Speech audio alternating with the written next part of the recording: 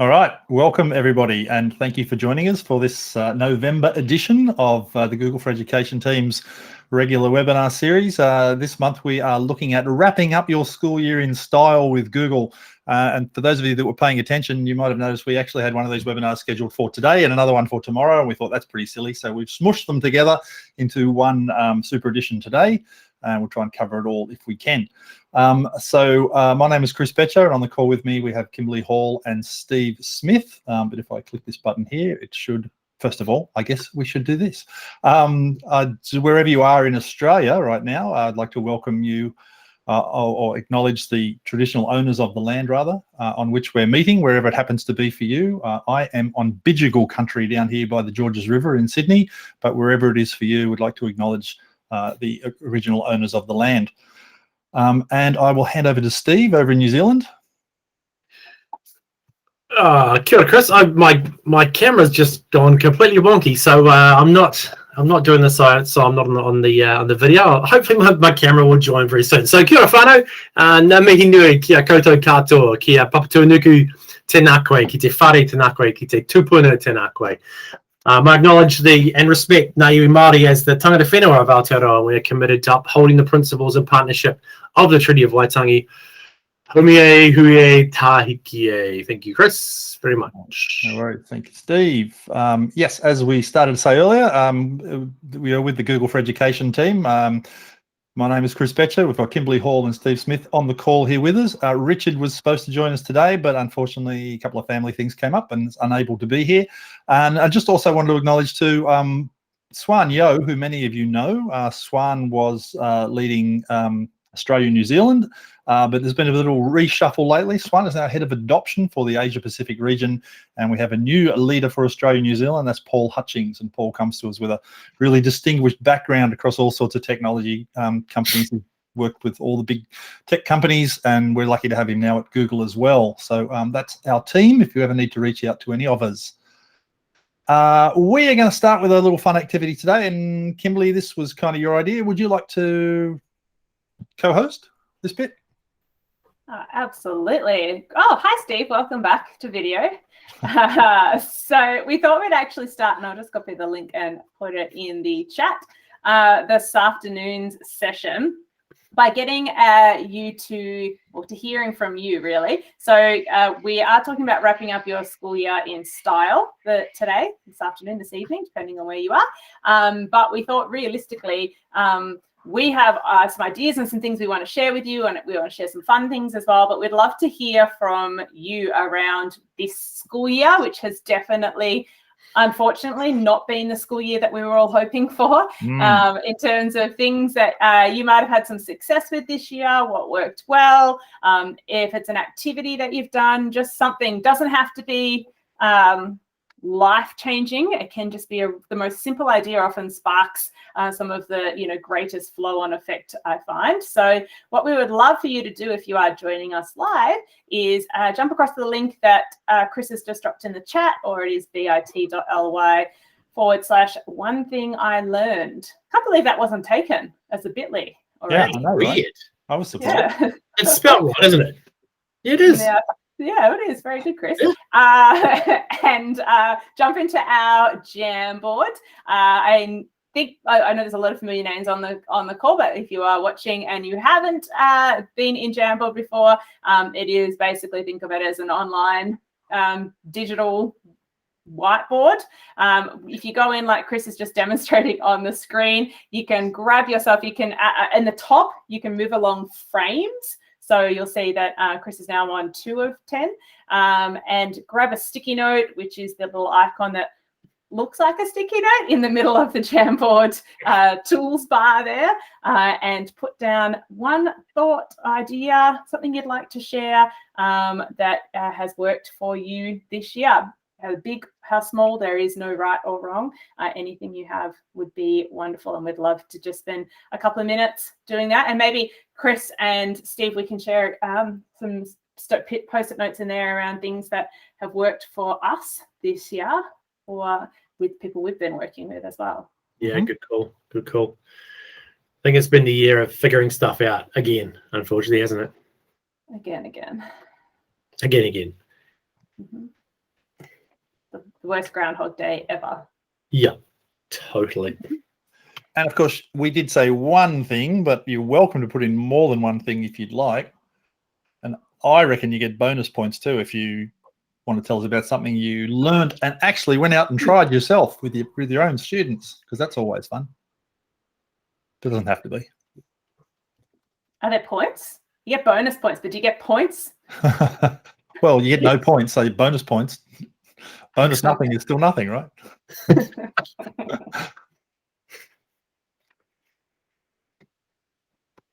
So we've got some people on slide 2 and slide 3. There you go.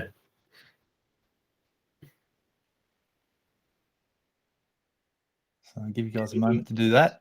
Don't be shy. Just and remember, you're kind of anonymous right now, so Right, that's whoops. no one knows. Nice. But say nice things. Look at you, Chris Petcher.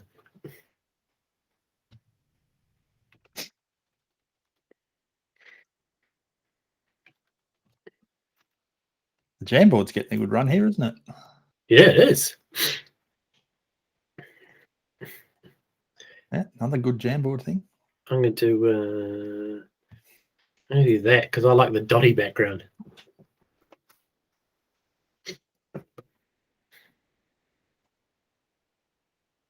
We should have a Jamboard brainstorm session one time on what features people want to see in Jamboard coming up. That's very meta. not that other company. We've ruined that name now, unfortunately, but that's very, I don't know.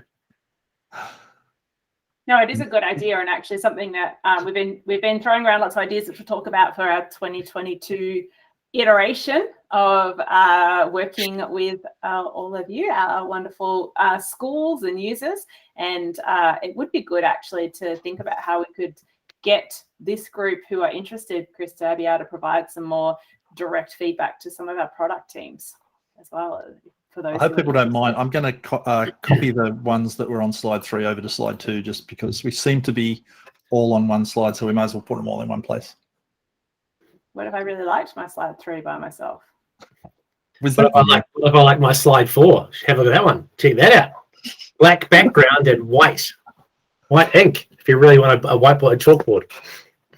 Is that your beautiful handwriting, Steve?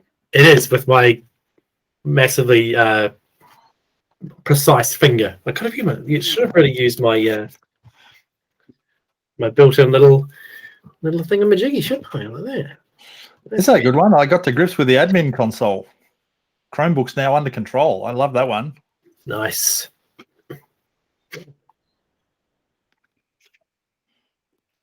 We sometimes debate like how much admin stuff we should put into these sessions, because I know a lot of people are sort of more the classroom teacher end of things, but it's good to know that the admin console stuff did come in handy for someone. Cool. Hey, shall we crack on to the next thing? We can leave this running in the background. So yep. Terrible pedagogy. I understand when we say keep doing that thing in the background, and then we'll go through today's content, which I realize is the worst thing possible to say. Next to put down that really interesting thing and look at me. But yeah, if you've got any other questions, any other ideas, feel free to chuck them in that Jamboard as we go. All right, we'll leave that running. I love it. It's picking up some momentum now. They're coming in steadily. Just as we leave to move on to something else. But let's crack on, as Steve said. So we're going to talk about a few things today. What we thought for today's session was to look at some things you can do to wrap up your school year. And it's a combination of two things, really. There's some kind of nuts and bolts housekeeping type of things we will talk about, and some suggestions for how you can sort of, tie up the loose ends of the school year. But also, as you get to this part of the school year, there's also, you've finished your assessments, and there's things that maybe, you're looking at ways of keeping the students motivated and some fun stuff that they can be doing. So we're going to intersperse some fun stuff and some housekeeping stuff and see how we go. So this first one, Steve, I'm going to hand over to you for this. This was your suggestion. Cool, mate. Thank you. So, Expeditions is kind of still here. I know that Expeditions went away and it was horrible and terrible, and I'm still personally getting over it. But Expeditions has been kind of migrated over into arts and culture. So there is a link there. And what I might do is I might just steal the screen off you, Chris, because Oh yeah, sure. Yeah. No I've worries. opened that up in the background. Yeah, no worries. Let me stop sharing. I'll just kick you out. Okay. There you go. Love it. So yeah, if you go into arts and culture and find expeditions, which Chris has excellently linked there, it is a lot of the stuff is still here, which is really cool. So if you scroll down, it tells you about how to do it and that sort of stuff. Has some subjects, and then there is all the tours here. So if I decide I want to have a look at Under the Sea, I can click at those, but I'm going to go view all the tours. I'm going to do that. We'll let that open up. And so we used to see this through VR headsets. Now the new version is not through VR headsets. It is on the screen, and it behaves a little bit more differently. But if we go down there, we decide we want to have a trip to the moon in 1966. Let's click on that one. It opens up. Now it scrolls downwards. So if you scroll down, or you up, but I call this down anyway. Moving down the page, it comes up. We've got the moon there, which we can click into and go to. Which is there. We'll come back again. If we scroll down, we're going to get some more pictures. Now, some of them obviously have all the street view information in them as well. So this one has some pretty cool stuff. So we can actually move it around and have a look at stuff. So it is still behaving kind of like we did in Expeditions, where you could look around, but not so much in the headsets anymore. On the right-hand side, there is our share link, so we can share that to our classroom. We can like it. If you go through this and you find some, you can like them and add them to your little collection. But there is a whole lot of really cool stuff that sits inside Expeditions now. So that's what it looks like. It's living inside arts and culture. It is scrolling downwards, and there is a whole lot of really cool street view that's built in there, so we can go right through different things. We either click on the down arrow to move down. Let's go down and down. Go. And then we can grab some of this really cool street view. So the street view is all still embedded in there. You can still look around and do all the cool things we used to do with Expeditions. You can't lead them, but you can obviously either show it up on a big screen or let the kids go and explore and find some really cool things. So Expeditions is sort of still with us, and it's living in arts and culture now. Nice. I'd be really keen to know what people think of it being migrated here. I actually prefer it, to be honest. I always found that the goggles were fun and they were immersive and stuff, but they were kind of hard to manage. I kind of like it like this, but that's just me. Be keen to know what people think. Drop it in the chat. Let us know. Definitely. I mean, people said, it's great to be able to kind of show it or let people jump in, and you didn't have to set up the extra router and then download stuff and lead things and that sort of carry, and you can kind of let people explore. So, yeah, look, have a look, have a play, and if you want to add it to your favorites, and also you can see at the top there is a Chromecast link as well. So if you want them on the big screen, then do that as well. So that's me. I'll jump Steve, does it cover all the expeditions that used to be in the old one? Not all of them have come across, and they are looking at how they can build some new ones as well. So there is still work going into Expeditions, and it does link in really nicely with those art collections as well. Right. Okay, cool. Well, that's excellent. And is it worth mentioning Expeditions Pro? Yeah. So there is when the Expeditions were going away, they kind of said, look, if you download them to a device and don't connect to the internet, they kind of live on your device. There is a product. It's not our product. It is a third-party product. It's called Expeditions Pro, and it does have a lot of, or it allows you to use the old content. So if you build stuff, you can use it. They're also building content as well. So have a look at Expeditions Pro. There are some different tiers of it. As I said, it's not one of our products, but it is a really nice replacement, and they're doing a lot of work on it as well, and listening to educators. So there you go. Have a look at that. Good tip, Chris. Yeah, particularly for schools, it's like if you might have some headsets, or you got the kit, like Expeditions Pro looks like it'll let you keep using that stuff. Yeah. All right. Do you want to bring up the next slide, Steve, or shall I do it? You may as well jump back in again. You can kick me off, and I'll. All right. I'll stop my sharing. There we go. We're going to do a bit of stop sharing and re-sharing. There you go. Okay. So a couple of ideas about housekeeping. Sorry, my screen is not up. There it is. So a couple of ideas about just some housekeeping stuff as you get towards the end of the year. So part one, so admin level house stuff. So first of all, what you've got, as schools do, the kids come in at one end, they leave out the other end. So you need to obviously be archiving and deleting users. And there's some thoughts here about archiving versus deleting. And I think, Steve, you mentioned this. Do you want to just call this distinction out between the two? Yeah, sure. So it's that idea of if we archive a user, then their stuff stays in your domain. So if you get, some schools will archive their leavers for 6 months, give them an opportunity to go back and grab that work they did in year 8 or year 9, if they really want it, and then kind of go, right, you've got until June, July, then we're going to delete you. So if you archive, you're still around, it can be brought back. Same thing with teachers. A lot of schools are going, look, we'll archive them maybe for a year just to make sure the sharing settings are all good. Then after that, we're going to delete. When you delete, they're gone. All their stuff leaves. There is, if it's shared with different editors, it'll still be there, but the ownership goes a bit wonky. So there's a bit of work to be done before deleting. Some schools will go and reassign it to heads of faculty and that sort of stuff as well. Or it's that discussion when you're when someone is exiting your school, what are you going to do with their work? Who's going to be transferred over to as well? So that's that difference between archiving and deleting. Yeah. Now, speaking of that, as your year 12s or your year 6s or your year 13s or whatever it is for your particular school system, when they get to the end of school and they graduate, as Steve alluded to, you've got to decide what you're going to do with their stuff.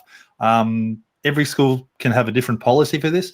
I think there's some jurisdiction in Australia where you're required to hang on to that stuff for a certain period of time. So do check whatever the rules are for where you are. But generally speaking, what you do is you'd archive off the outgoing graduating class. I wouldn't delete them because, you might want to get back into their stuff for whatever reason. And sometimes you're not allowed to delete it legally. But then move them into a new OU. So create an OU in the admin console, call it something like alumni or, whatever terminology you want to use, and then move them out into that OU. So it's really clear that they're not now part of the sort of the active student body. So that's one suggestion. The other thing, if you happen to be using the Plus edition of Google Workspace for Education, there's a tool in there called the investigation tool. And what you can do with that is you can actually go in and see different amounts of storage, who's using what storage. And particularly now that, there are some storage limits in place and very few schools will actually hit those storage limits. But one of the things you can do to make sure you don't is to just go and check to see if there are any excessive users within your organization. So definitely a good idea to check that sort of stuff because I don't know about Steve and Kimberly, but I've found from looking at this stuff that it's usually within a school, it's like a small handful of people that's using most of the storage. And so, good idea to keep your tabs on that. Nice.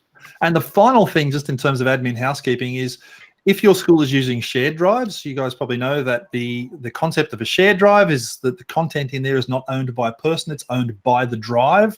In other words, by the school. And the way it works is you create a shared drive and then you assign members to that drive. And of course, at the end of the school year, we have new teachers come in, old teachers go out, and people, the music stops, everyone changes chairs. So the idea is that do go in and check your shared drive membership regularly to make sure that the right people actually have access to the stuff inside those shared drives. A good way to do it is by using Google Groups to make sure that if you have a group for teachers or a group for, I don't know, administration staff or whatever, that assign the membership to the shared drives based on groups. That's a really easy way to do it. But regardless of how you do it, just make sure you don't have people hanging around in there, because what you don't want is someone who's no longer at the school for whatever reason. Maybe someone added them on their Gmail account one time, and 6 months down the track, someone still has access to files that they shouldn't have access to. So do check it regularly. It's a good idea. Definitely. Anything else to add on that, guys?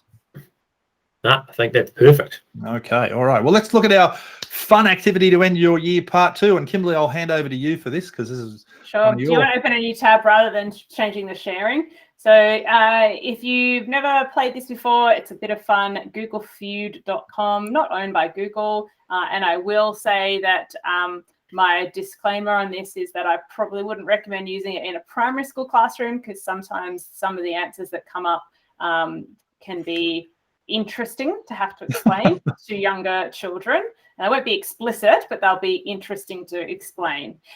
So basically, Family Feud, but based off Google search results. So basically, the concept, if someone wants to put in the chat or unmute yourself and pick a category, we have culture, people, names, and questions.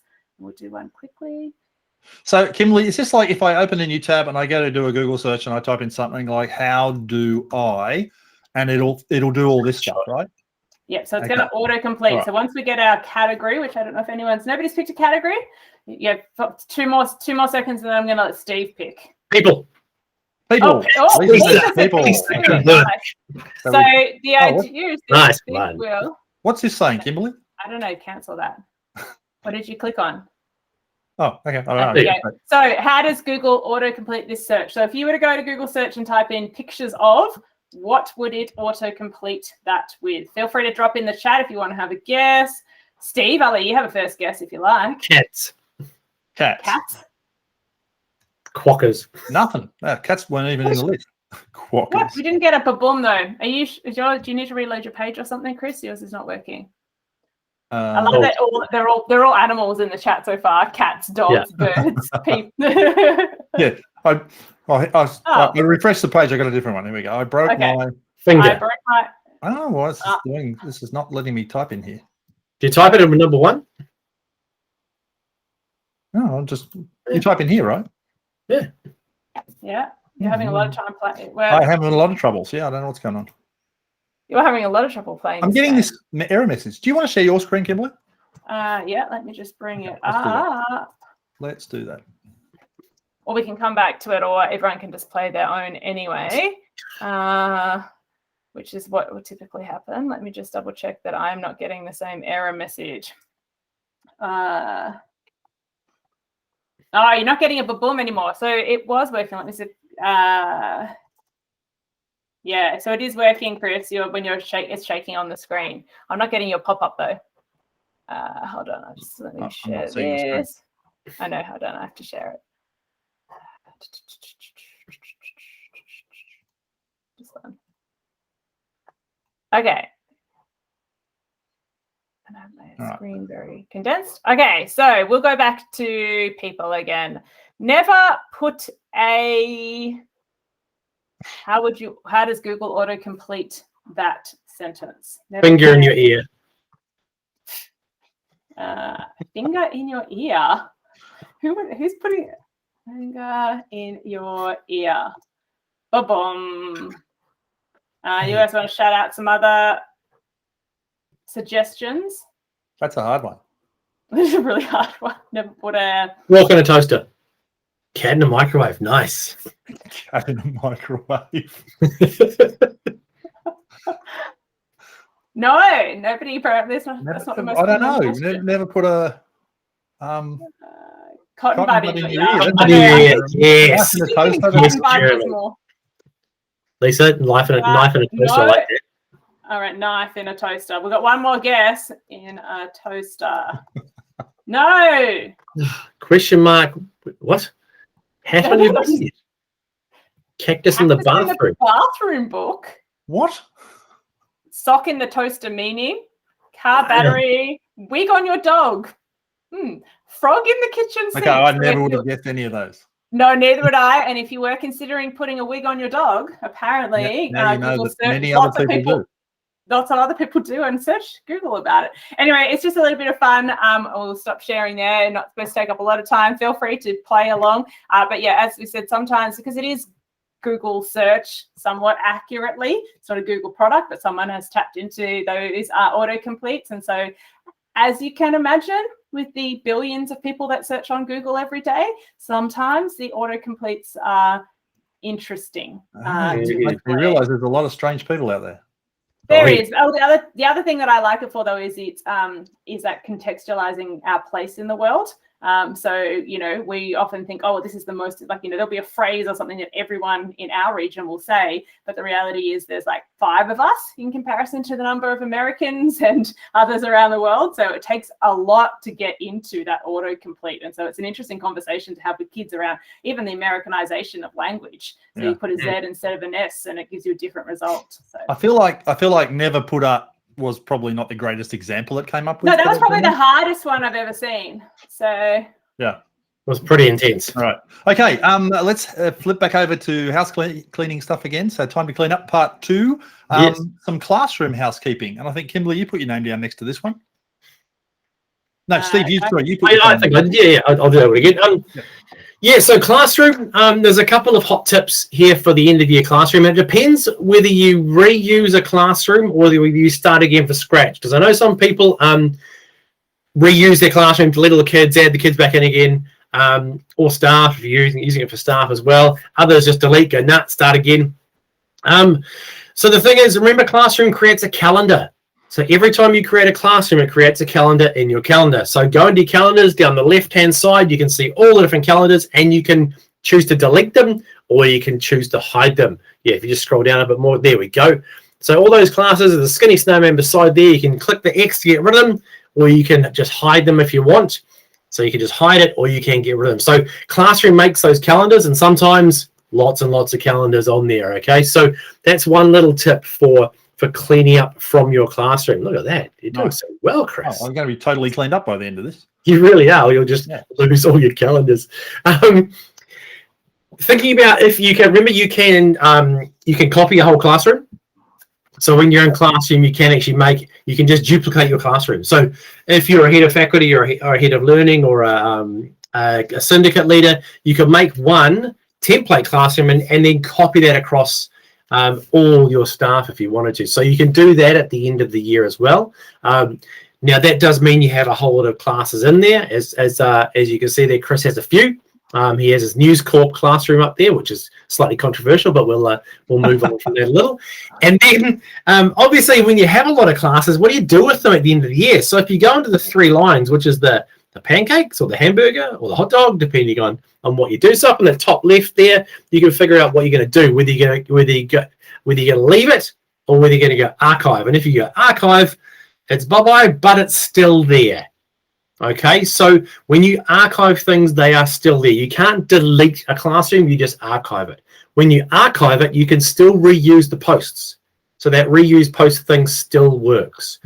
Now the hot tip back on the last back on the presentation again came from a great webinar I listened to, a podcast I listened to from Alice Keeler, saying the one thing to remember is do not delete the classroom folder in Drive, because bad things happen when you do that.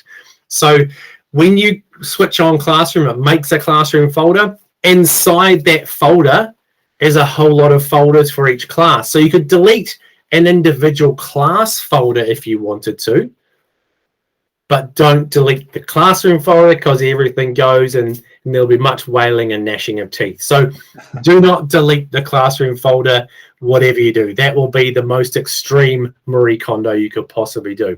Exactly. And one little tip there that Chris was showing us was color coding those folders as well. Sometimes at the end of the year, it's quite nice to group a few folders together, chuck them in a 2021 or do not use, or that was a crazy year. So you can kind of get things down a bit more logically. So those are a couple of classroom tips for the end of the year. Archive, don't delete the classroom folder, get rid of your calendars to make sure you're feeling a bit better about yourself. Now, Steve, there's 2 things I'll just add on to that just to flesh that out a tad, and that is if you archive a class, so when you archive this class like this, it's like on your computer, a lot of computers have like a trash thing where you put something in the trash, but then it doesn't go until you empty the trash. So same kind of thing here. If you archive a class by saying archive, and you get a little warning here about what's going to happen, and when you archive it, it goes away and is no longer in your list of classes. Where did it go? It goes to the 3 dashes menu up here, all the way down to the bottom into archived classes, and it actually is hiding there. And you can tell it's archived because it's got the stripy lines through it. And then if you want to actually get rid of it for good, then you can take the next step and actually delete it. So it's a two-step delete process. But as Steve said, really good idea to keep your archived classes, because then you can draw from them by the reuse post feature in Classroom.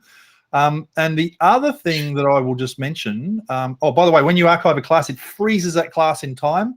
So students who are still members of that class can still go and visit it. So for example, let's say you had a year 11 and a year 12 class and you wanted the year 12s to still be able to see the work from year 11. They can still go back and see it, but they can't interact with it. So it kind of freezes the class, but still lets people be members of it. So that's the archive stuff. But then if you look at the other thing where we made a copy of a class, if you do that thing that we just said where you have a class and you make a copy, what it does is it keeps all of the classwork, all of the assignments, all of the bits and pieces in the class, all the topic headings and everything, but it throws out all the students and it throws out all the individualized things like comments and any sort of individual work that's done in there. In other words, it flushes the course out and lets you reuse it from scratch. And everything's a draft as well, so it's not posted yet, which is Any awesome. pieces of work that were in the classwork page will go to draft mode, and then you just release them as needed. So if you happen to be, able to teach a class where you can teach more or less the same thing from year to year, or you have some sort of repeating content, you can actually just copy the class and then just repeat it as needed. Of course, I would always suggest that, don't just do the same thing every year, just always reinvent things and, look at how you can do things better. But that is a way to sort of duplicate a class and reuse things. Yeah. Well, it also you don't have to necessarily be duplicating the actual activities in terms of every single task. It actually is a good way of, if you have a format that works for you in terms of your structure, that's a really good way of not having to go back in and recreate topics, etc., so on and so forth. Just anything that saves you a little bit of time. Can I ask a clarifying question, please? Yeah. How long do things live in my drive, in my deleted folder or my trash in Drive for? In Drive, if I were 30 to days. Something, it is 30 days. 30 days. If you throw something into Drive trash, it'll get automatically deleted on 30 days. Unless you're using Vault and you have a Vault hold on them, which will then archive them effectively, and you can bring them back. That's true. Well, it will delete them from your trash still after 30 days, but they'll be available in Vault. Yeah. So you have 30. If you Admin can still accidentally get it. delete something, you have 30 days to work out you accidentally deleted it. So maybe don't do any deleting until the start of next year, because over the 30 days it will pass over Christmas, and you won't have had time to realize that you accidentally deleted it. Yeah. All right. Moving on then. I'm going to throw in fun activity to end your year, part 3. So Steve picked a great example before. He was very prescient. He gave you this space example of the moon. I don't know if that was intentional, Steve, but only 100%. 100%. I'm going to show you a little hidden gem inside Google Maps that is one of these things that, if no one tells you this, I don't know how you're ever supposed to figure this out. So if I go to maps.google.com, so this is the standard maps. This is not Google Earth. This is not some education specific thing. This is just regular old Google Maps, right? Now, when you get into Google Maps, down the bottom here, you've got this layers little button in the bottom corner here where you can turn on different layers. This is where you can turn on things like traffic. You can see how heavy the traffic is going to be, or if you turn on biking, it shows you where all the bike paths are, and so on and so on. But you can come in here and under the More button, you can turn on satellite view, right? Let me just turn off biking, right? So I turn on satellite view. So regular view, right? Normal Google Maps, satellite view. And then what you do is you make sure that globe view is turned on. Now, just so you know what that means, let me just show you. I'll turn that off for a second. Right, there's my map. If I zoom out, I've got a great big flat map, right? But if I turn on globe view, what it does is it wraps that map around a globe. So it becomes a little bit like Google Earth now, in that as I zoom in and out, and all I'm doing to zoom in and out, by the way, I'm just scrolling my mouse if you've got a mouse, or 2 fingers on the trackpad, or you can use the little plus and minus buttons down here to do it. But either way, you're zooming in and out. If you've got globe view turned off, it's a flat map. If you've got globe view turned on, it's a globe view of the Earth, where it wraps it around a globe. Now, here's the neat thing. Turn on satellite view, turn on globe view, and then zoom all the way out as far as you possibly can, and this panel will appear on the side here that has all the planets. What? Where did that come from? Right? Amazing. So let me just close this thing. Now, satellite view on, globe view on, zoom all the way out. As soon as you do that, you see all this stuff. So now if I want to go and let's have a look at Mars. So boom, now we zoom in here, there's Mars. I can zoom in on it, I can grab it, turn it, move it around, just like I do with Google Earth. Same kind of thing. Let's go and visit Ganymede, the largest moon of Jupiter. Boom, there you go. There's Ganymede. It's amazing how much we actually do know about our solar system, isn't it? Yeah. Phenomenal. And so on. So you can just explore. So for those of you who just want to give your kids something interesting to look at, or maybe you're still doing a unit of work and you can weave the solar system or space in there somewhere, this is a pretty cool tool. It's also got the International Space Station, which if you zoom in on, actually has some nice street view images that are taken inside the International Space Station. And you can actually click on things and it'll sort of move you around, tell you what things are. So there's some pretty neat stuff there. How do I get out of here now? Close that. Oh, where's it thrown me to? I'm lost. You're lost. I'm lost in space. Does it just go for the big old back button? Danger, Will Robinson. I don't know where it threw me to then. That's interesting, because what I wanted to show you was. There you go. What I wanted to show you was if you are in space and you've got all your planets and things on the side there, and you're thinking, I need to get back home. Like, how do I get out of here? Like, you literally have to go back to Earth in order to go back to Earth, right? So if you're over on Mars, let's say, like, oh no, I think my space station threw it. But yeah, if you're somewhere other than Earth and you're trying to get back, just go back to Earth and then it'll take you back to Earth. Just zoom back in and you're home. Okay, that is me. Hey, I was just going to add, Chris, that when you're using that traffic view, it's a really nice discussion of machine learning and artificial intelligence, because there was that awesome story about a guy in Germany who artificially created a traffic jam. He got 100 phones, put them in a little trolley and walked really slowly along the side of the road. And all the information from maps sucked all the data out of those phones and went, don't go down that road, there's a massive traffic jam. And so it's a really nice understanding of what AI and ML is inside maps, and they can kind of explain how do we get the red lines and how do we know which fast way to go. So really cool learning moment there as well. Exactly. Look at this traffic jam on the M5. Terrible. It's all to do with how fast the phones are moving. By the way, they don't know it's you specifically. They just know it's a phone or a mass of phones. There you go. Kimberly has dropped a great link in the chat as well. Nice. And you can turn off, if anyone is interested, you can turn off your location data too. Obviously, it makes it a bit hard to get like real-time directions on Google Maps if it doesn't know where you are. But if you do want to know about that, obviously feel free to reach out. I do feel like every time I see that solar system example of all the different planets and moons, I realize how little I know about anything other than Earth. Arguably how little I even know about Earth. But like, there are a lot of things in that list I have no idea were even words, let alone actual places. Yeah.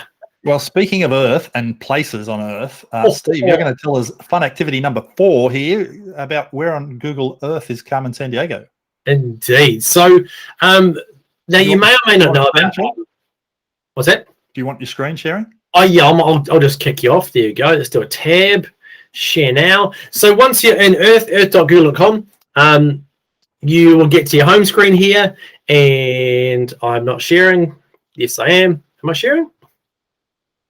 Yep. See that one. There it is. Come on. We're there? Excellent. Yep. So on our tab here, if we go over to the dice, there is, I'm feeling lucky, above it is the ship's wheel, the Voyager. If we click on Voyager, it's where all the amazing stories are. If we go down here to games and click on that, it will take us to a whole lot of quizzes on Earth. And if we keep scrolling, keep scrolling, keep scrolling there, where on Earth is Carmen Sandiego? Now, if I click into that, it's going to take me into a Carmen Sandiego game. Now, you probably understand that people who work on building a whole lot of our tools are massive gamers from a long way back. So if you actually click into this, it takes you into Earth, but it also looks like an old school game. So people can click around, follow the clues, and find where Carmen Sandiego is. So the way we find it is earth.google.com, the ship's wheel, which is Voyager. Put aside about an hour or so to have a look at Voyager because it's amazing. Go to games, click into Carmen Sandiego, just brilliant. So in there in the ship's wheel, whole lot of amazing stuff in there. That's a whole other webinar workshop idea. So into Voyager, then into games, and go for it. There are a couple of absolute beauties in there. And that's me, real quick that time. That was quick. Okay, no worries. Thanks. I should stop sharing. Yep. Thanks for that, Steve. That is a fun game. There's actually 3 of them in now. There's the Crown Jewels caper, the Tutankhamun's mask caper, and the keys to the Kremlin caper. So if you want to play more than one, you've got it. Sorry, I'm not sharing that, am I? There you go. Now I am. And like as Steve mentioned, like there's not just Carmen Sandiego there in the game section of Voyager Inside Earth. There's a ton of other things as well. There's lots of quizzes and games and some other fun stuff as well. So yeah, if you're looking for something to do at the end of the school year, just have a poke around in there. I'm sure you'll find something really interesting. All right, part 3 of Time to Clean Up a Little, some other housekeeping tips. The number of times I've had a school say to me, like we've got our maps listing on Google Maps. My school is on Google Maps, but kids are leaving reviews about things they shouldn't leave reviews about, and they're saying things. So, like Steve, there's a way to prevent that, isn't there? Yeah, there sure is. And we had a case. I mean, 2 cases over here this year where someone had actually claimed the listing for the school and it changed the website and directed it somewhere it shouldn't have gone. And the school said to me, "What do we do?" So you can claim your maps listing. Your maps listing works on Google My Business, because any business can have a free maps listing. You get some free ad credits. After COVID, we gave away a whole lot of free ad credits to small businesses. So what you do is you set up a Google My Business account. You go to Google Maps, find your school, and you go claim this listing. Now, what it will do is it will actually send an email to the person who owns the listing already. So it might be your admin, it might be your principal, it might be your IT services provider company. But what it will basically say is, hey, let's take this back. If the person doesn't let you take it back, there are some ways you can go through to prove that it is your listing. So the hot tip here, I've said that number of times, I've got to get a different comment. So the big idea here is claim your maps listing. It means you can put your own description in there. You can add photos of the school you want. You can switch on and off commenting, all that sort of stuff. So Chris has got a great link in there.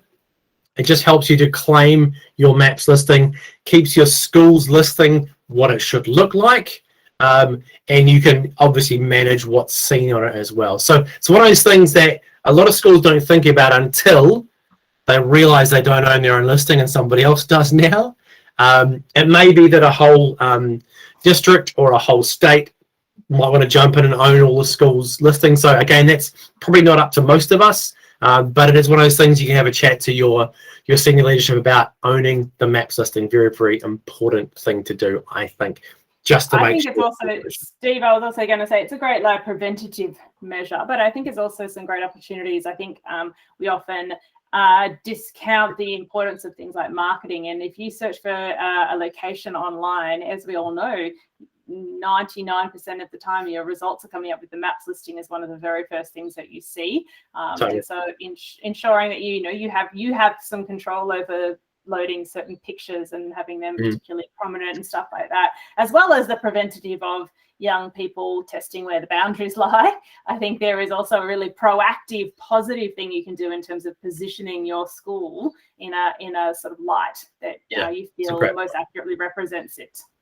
Yeah, my last school, I actually walked around with my little 360 camera and did a whole lot of street view photography through the school in the really nice parts of school, and they use that for marketing to their international students. So you can use that map listing, because the maps listing is a business listing. And so, I know we don't often think of schools as businesses, but there is that whole side of it that some of you may see and some may not. So yeah, it's an interesting little thing. And if you want to add your little home business you've got there as well, Learn with Kimberly, you can grab the maps listing for that, of course, and jump in there. So that's that one. The second thing on there is before we do that, if you've claimed your Google Maps listing, does that give you any control over people putting spurious reviews and stuff in? You can remove it. You can report it, all that sort of stuff as well. Yeah, you certainly can. And there is a way to report comments as well and to block users and all those sorts of things. So for the school I was helping out, they found the user who had claimed the school listing, who had routed their web address to somewhere very unsavory,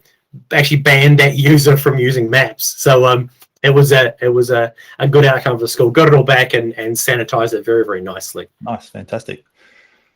That second thing on there, we often talk about updates in these sessions, and a lot of people kind of say, how do we keep up with this, because there's so much changing. One of the great places to go to is workspaceupdates.googleblog.com. And what it does is it lists all the updates. You can break it down into the different products. So you can have a look at what's happened to Meet. You can have a look at what's happened to Classroom. If you go to the Classroom one, it gives you the export to BigQuery if you want to have a look at that as well. So you can have a look at all the different things, and it helps you to keep up with what's going on. So that was a recent update to Classroom where you can switch off the ability for students to unenroll from a classroom, which those little tykes do, and they go, I never got that work. Well, that's because you're not in the classroom. So you can have a look at this. You can filter by product, by date. You can also subscribe by email. So you can put your email address in there, which is a fantastic idea. So when you go there, down the bottom there, but below that feed, you can now go by email, put your email in there. A couple of times a week, you get an update, and you can click out to them. So fun fact, that's where we get a lot of our updates from, obviously. So, it's great to know what has been released, what the rollout schedule is, because often it takes 2 weeks for something to roll across the many millions of users we have. So it does help you to keep up to date with what's going on there. Also, when you look by product, it will update you frequently. You can go back to dates and time and all that sort of stuff as well. And actually there you go, Chris, where you think, there it is. In the admin console now, there is a new little tab called product updates. So all those ones you can get to in the admin console. If you don't have access to your admin console, which a lot of people don't, you can actually subscribe to those updates, and you get those in your email as well. And look at that. When I'm in the admin console and I click view all, guess where it takes me? Look at that. To the admin there. blog. So yeah. Totally. So some people say, look, I didn't know that was happening, or I didn't get the email about that because it went to some weird email inbox that we don't know about. Subscribe to the updates blog, get all the stuff straight into your inbox. Nice. Well done. All right. Speaking of things that have changed, we're just going to run through a couple of the most recent changes because there's things happening all the time, as you can see from the updates blog. We've just called out some of the more interesting ones, I think. Google Meet that we're using right now.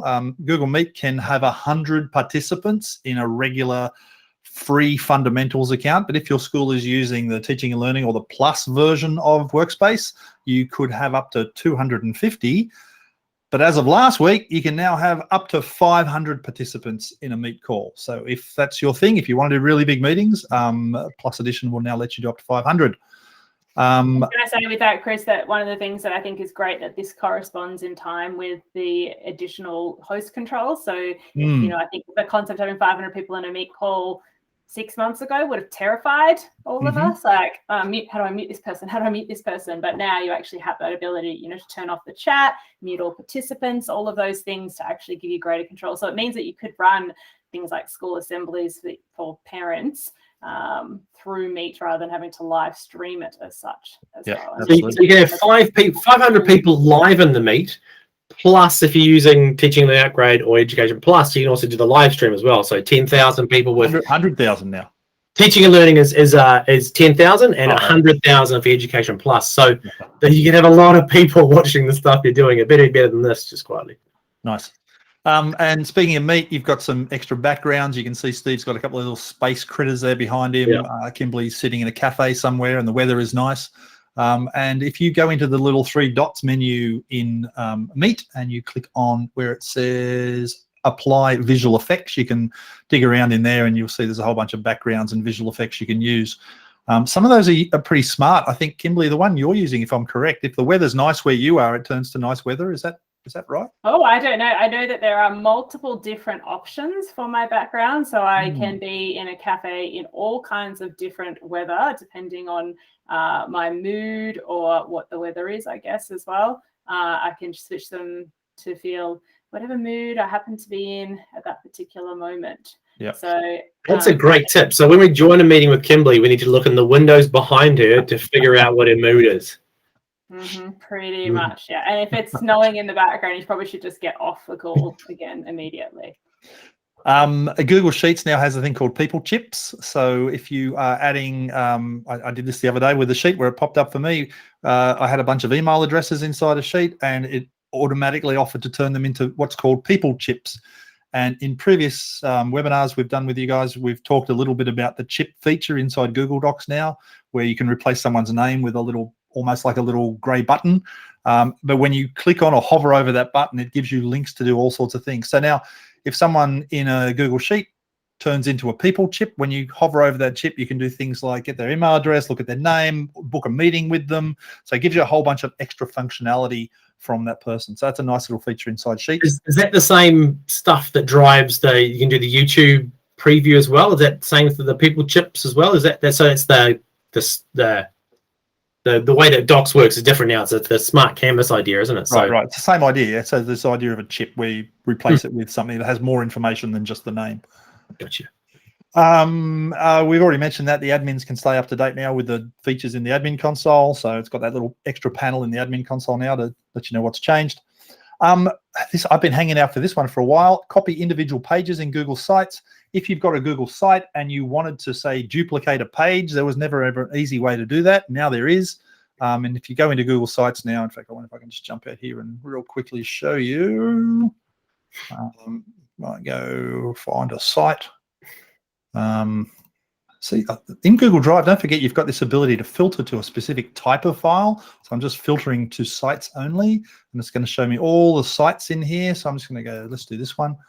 So it opens up this Google site, and this particular site, which we don't use because we do it a different way. But if I go in here and look at pages, you can see there's a number of pages in this site. Let's say I only wanted to duplicate this one to make some changes to it. Wasn't really an easy way to do that. So what I can do now is I can go to the 3 dots, go to make a copy, and down here I can actually make a copy of selected pages. And when I choose that, it then asks me which pages I want to make copies of. And then I say, okay, that's going to duplicate those copies. So didn't have that feature before, we have it now. And if you're a sites person, that's a very nice thing. Can I just say, while we're talking about sites, just a final reminder that classic sites will be like boom, out in January. So if you are still using, I won't name names, but the school that my daughter is going to next year as a preppy is using a classic sites as their school website. So I did have a conversation with their principal this week about the fact they're about to lose their entire school website. So just a heads up, if anyone is using classic sites, it's January is its official no longer existing, will disappear from the face of the earth. It doesn't disappear from the face of the earth, but your admin should have received some notifications around how to manage that, but feel free to reach out if anyone needs support. Right. And just the last thing on here, I just want to mention transformation reports.